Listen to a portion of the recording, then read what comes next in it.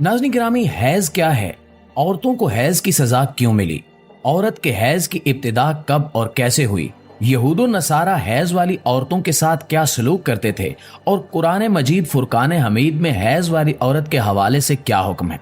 Has के हवाले से नबी करीम सल्लल्लाहु अलैहि वसल्लम ने क्या इरशाद फरमाया? आज की हमारी वीडियो में इन्हीं मसाइल को तफसील के साथ डिस्कस किया जाएगा। लिहाजा हमारी आपसे गुजारिश है कि इस कीमती और मालूमाती वीडियो को शुरू से लेकर आखिर तक खुद भी जरूर देखिएगा और अपने दोस्तों के साथ भी शेयर कीजिएगा।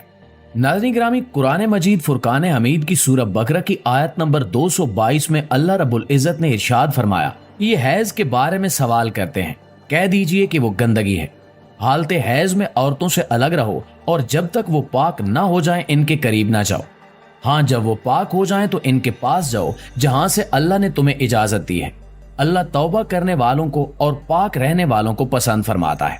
नाज़रीन, सही मुस्लिम में हजरत अनस रज़ी अल्लाह ताला अन्हु से रिवायत है कि यहूद में से जो कोई औरत आयाम से हो जाती, यानी औरत को हैज होता, तो वो लोग ना सिर्फ ये कि उसके साथ खाते पीते न थे, बल्कि घरों में सोना और बैठना तक छोड़ देते थे।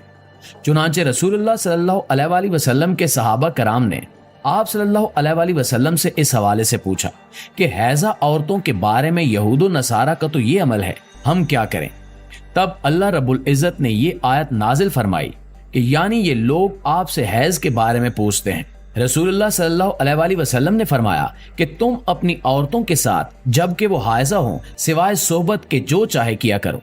जब ये खबर यहूदियों को पहुंची तो उन्होंने कहा कि ये आदमी यानी कि मोहम्मद सल्लल्लाहु अलैहि वसल्लम जिस दीनी अमर की तरफ मुतवज्जे होते हैं उसमें हमारी मुखालफत जरूर करते हैं। यहूद की जुबानी ये सुनकर दो सहाबा कराम दरबार रिसालत में हाजिर हुए और अर्ज किया कि या रसूलुल्लाह सल्लल्लाहु अलैहि वसल्लम, यहूदी ऐसा कह रहे हैं कि यानी इन्होंने यहूदियों का कलाम नकल किया और फिर ये कहा कि अगर आप इजाजत दें तो यहूदियों की मवाफकत के लिए हम अपनी औरतों के पास आयाम हैज में रहना सहना छोड़ दें। ये सुनकर रसूलुल्लाह सल्लल्लाहु अलैहि वसल्लम का चेहरा मुबारक मुतगय्यर हो गया और हमें ये गुमान हो गया कि आप सल्लल्लाहु अलैहि वसल्लम उन दोनों पर खफा हो गए। वो दोनों निकल कर चल दिए। उनके जाते ही रसूलुल्लाह सल्लल्लाहु अलैहि वसल्लम के पास कहीं से तोहफा तंदूद आया। आप सल्लल्लाहु अलैहि वसल्लम ने उन दोनों को बुलाया और उन दोनों को दूध पिलाया ताकि इन्हें ये पता चले कि रसूल कायनात सल्लल्लाहु अलैहि वसल्लम इनसे नाराज नहीं है। नाज़रीन, हैज से मुराद वो खून है जो बालिग गैर हामला औरत के रहम से आए और इसका सबब बीमारी ना हो। इस खून के सबब किसी औरत में बच्चा पैदा करने की सलाहियत मौजूद होती है। अगर किसी औरत को हैज या माहवारी ना आती हो तो वो बच्चा पैदा करने की सलाहियत से महरूम होती है। हैज की इब्तिदा के हवाले से सही कौल ये है कि इसकी इब्तिदा हजरत हव्वा अलैहिस्सलाम से हुई थी। हजरत हव्वा ने जब शजर ममनुआ का फल खा लिया तो उसी वक्त से ये बीमारी औरतों के साथ लग गई। बाज हजरात इसकी इब्तिदा बनी इसराइल से और बनी इसराइल की औरतों से करार देते हैं, मगर इस कौल को इमाम बुखारी ने रद्द किया है। नाज़रीन, हैज की कम अज कम मुद्दत 3 दिन और 3 रातें जबकि ज्यादा से ज्यादा मुद्दत 10 दिन और 10 रातें हैं।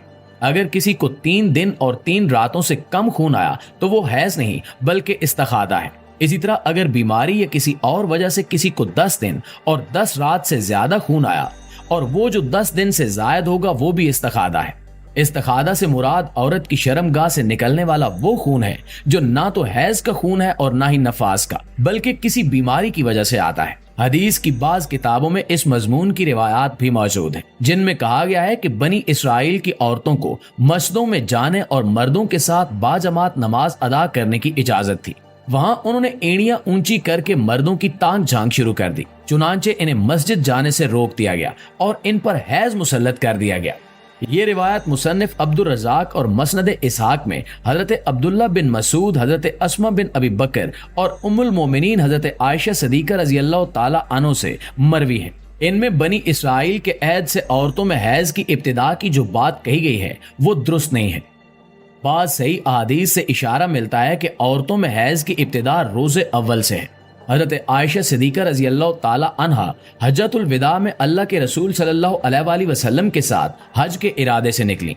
रास्ते में इन्हें हैज आ गया तो इस अंदेशे से रोने लगी कि अब वो मनासिक हज अदा करने से महरूम हो जाएंगी।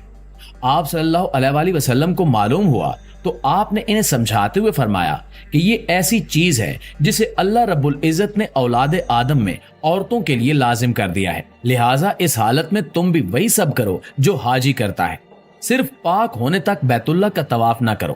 ناظرین گرامی، اسی طرح ایک اور حدیث حضرت ام سلمہ رضی اللہ تعالی عنہا سے بھی مروی ہے۔ وہ بیان کرتی ہیں کہ ایک موقع پر میں رسول اللہ صلی اللہ علیہ وسلم کے پاس تھی، مجھے حیض آنے لگا، میں وہاں سے اٹھ گئی۔ آپ صلی اللہ علیہ وسلم نے دریافت کیا تو میں نے بتایا کہ مجھے حیض آنے لگا ہے۔ آپ صلی اللہ علیہ وسلم نے فرمایا کہ یہ ایسی چیز ہے جسے اللہ تعالیٰ نے آدم کی بیٹیوں پر لازم کر دیا ہے۔